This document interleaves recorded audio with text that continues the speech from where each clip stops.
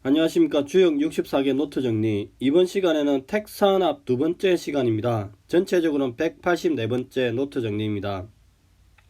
이번 시간은 초육의 함기무와 6, 2의 함기비에 대해서 같이 보겠습니다. 자, 먼저 한자를 같이 한번 읽어 보겠습니다. 초육 함기무. 그 엄지발가락에 감응함이라. 상활 함기무 지제외야. 그 엄지발가락에 감응한다는 것은 뜻이 바깥에 있음이라. 이렇게 이야기합니다. 자, 기본적으로 위치를 보면은 이렇게 초육은 바른 자리는 아니죠. 그 다음에 구사와 응의 관계에 있습니다. 그리고 이렇게 멈춤의 간산에 제일 아래에 있죠, 초육은. 그래서 이제 일반 설명을 하기를 초육은 음효로서 부당이다. 구사와 정응한다. 이렇게 이야기합니다. 그래서 이제 엄지발가락이 움직이는 뜻은 사효에 있다. 지제외. 이 외를 이제 사효로 보는 거죠. 여기를 외로 보는 거죠. 그리고 이 초효는 멈춤의 합계간의 제일 밑에 있다. 이렇게 이야기합니다. 그래서 이제 일반적으로 설명하기를 공감의 시초에 시초에 있어서 아직 자기의 뜻이 자기 속마음에 이제 있는 게 아니라 바깥에 남에 쏠려 있어서 남의 느낌을 탐지하려고 합니다. 이런 초육의 시절에는 공감의 시초 단계로서 이를 넘어서서 장단지나 허벅지로 올라가려는 욕심이 있다. 그러함에도 불구하고 아직까지 시초의 단계니까 멈춤의 합계 제일 밑에 있으니까 욕심을 부려서는 아니 된다. 이렇게 이야기합니다. 그럼 기본적 의미는 내 뜻이 그러면 바깥에 지제외야 있어도 욕심을 부리지 마라. 이런 의미로 이제 해석을 많이 하죠. 그럼 기본적으로 우리가 중천건의 잠용 물용, 잠겨진 물이니 사용하지 마라. 그런 뜻과 유사하다고 볼 수 있습니다. 그러면 실천적으로 효를 받았을 때 이 이제 함기무, 무의 상징성이 무엇인지, 근데 뜻이 바깥에 있다고 했는데 이 뜻이 바깥에 있다는 상징성이 무엇인지, 그리고 이 두 가지의 상관성에 대해서 이제 고민을 해야 되죠. 그래서 이제 효를 받으면은 조금 더 고민을 해야 될 것 같습니다. 6.1을 보겠습니다. 함기비 흉거길 그 장단지에 감응하여 흉하니 머무면 길하다 이야기합니다. 상활 수흉거길 순불순 순불해야. 비록 흉하나 머물면 길하다는 것은 순종하면 해가 없음이라. 이렇게 이야기합니다. 그래서 기본적 효 위치를 보면은 이렇게 이제 6.2는 이렇게 중정을 얻었죠. 그 다음에 9.5와 응의 관계에 있습니다. 자, 그래서 이제 6.2는 중정이고 9.5와 정응한다. 그리고 합계 멈춤의 간의 중앙에 있다. 이렇게 이야기합니다.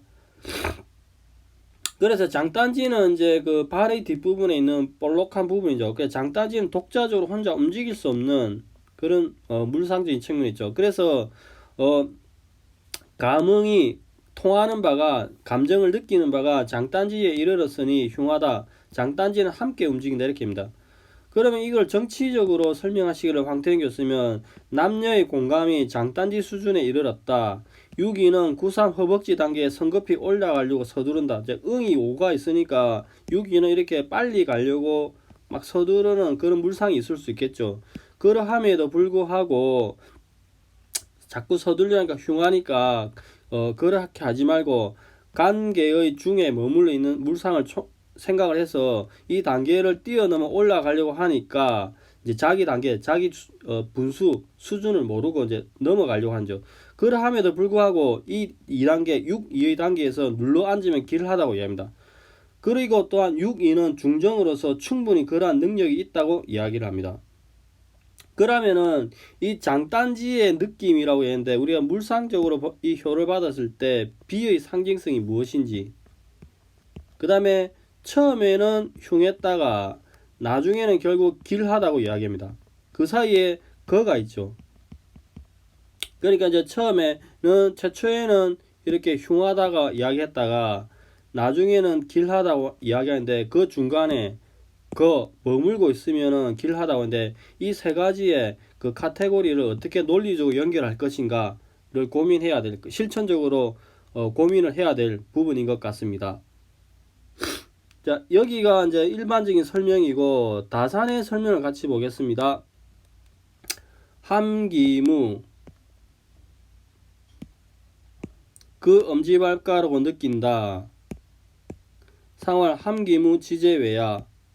함기무는 마음이 바깥에 있음을 말한다. 이렇게 이야기합니다. 그래 물상을 보면은 함기무의 물상은 엄지발가락으로 느낀다고 하는데 함은 발의 제일 끝 엄지발가락을 이야기하죠. 그래서 기본적으로 택사나 본계가 초육이 이렇게 효변을 하게 되면은 택화혁이죠. 이 택화혁은 이 뇌천대장 본계로부터 왔습니다. 지게의 모계로부터 왔죠. 그래서 상계가 진의 다리가 있죠. 즉 진의 다리가 이렇게 추이를 하게 되면은 이렇게 이제 이렇게 태로서 기뻐하는 물상이 나오죠. 그래서 이가 오로 올라갔을 때 이가 오로 올라가면은 진의 다리가 태로서 감응하면서 느끼는 거죠. 그래서 함기무 그 엄지발가락으로 느낀다. 그 물상이 나옵니다. 그 다음에 뜻이 바깥에 있다. 이 물상은 택화혁 기본적으로 본계인 택사나 본계가 초요가 이렇게 변하면은 택화혁이 되죠. 이 택화혁은 아까도 했듯이 내천대장으로도 왔습니다. 그래서 내천대장께서 품고 있던 건의 사람이 학계 건의 사람이 품고 있던 리의 의지는 바깥에 있다고 이야기합니다. 그래서 이게 가서 느끼는 것 이가 오로 바깥에 가서 느낀다고 이야기합니다. 태의 물상도 여기 있죠. 있으니까 이가 오로 가서 느끼니까 지제외 뜻이 바깥에 있다 이렇게 이야기합니다.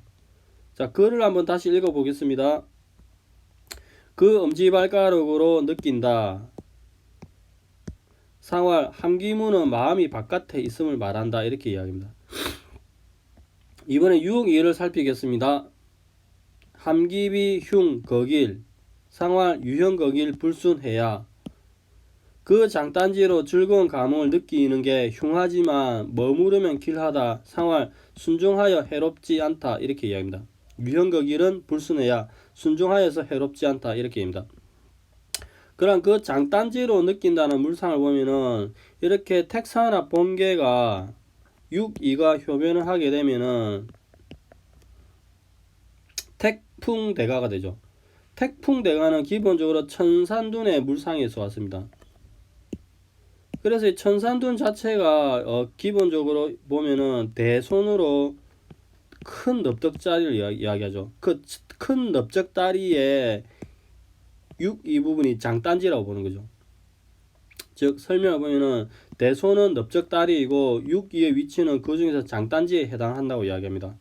그러면은 이렇게 2가 6으로 올라가는 것에 상응하여서 상대적으로 6이 이렇게 2로 내려오는 거죠.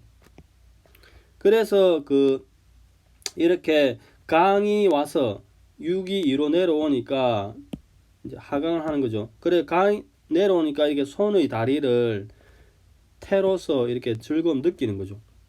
즉 이 손의 다리에 감응하여서 마침내 태의 즐거움이 있으니 이 태의 즐거움을 이 상계인 이 부분 태로 봐도 되지만 이 학계인 손을 뒤집으면 태가 되죠. 그래서 뒤집는 물상에서 태, 학계를 즐겁게 한다 이런 물상을 도출해냅니다. 왜냐하면 아까 예전에 했는데 이런 택풍토기하는 뒤집는 물상을 많이 취한다고 이야기를 하죠.